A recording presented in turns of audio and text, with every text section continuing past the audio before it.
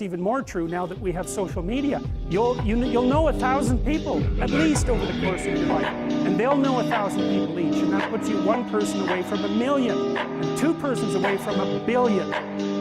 And so that's how you're connected. And the things you do, they're like dropping a stone in a pond. The ripples move outward, and they affect things in ways that you can't fully comprehend. And it means that the things that you do and that you don't do are far more important than you think.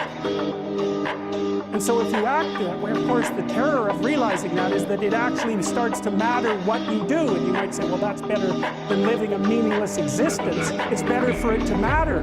But I mean, if you really asked yourself, would you be so sure if you had the choice? I can live with no responsibility whatsoever. The price I pay is that nothing matters. Or I can reverse it and everything matters. But I have to take the responsibility that's associated with that. It's not so obvious to me that people will take the meaningful path. You know, when you say, well, nihilists suffer dreadfully because there's no meaning in their life and they still suffer. Yeah, but the advantage is they have no responsibility. So that's the payoff, and I actually think that's the motivation. Say, well, I can't help being nihilistic, all my belief systems have collapsed. It's like, yeah, maybe you've just allowed them to collapse because it's a hell of a lot easier than acting them out.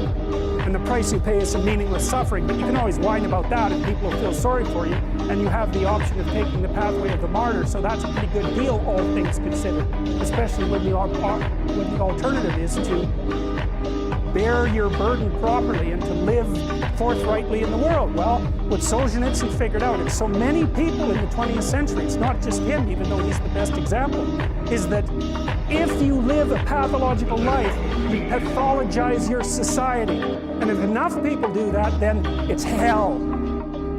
Really, really. And you can read the Gulag Archipelago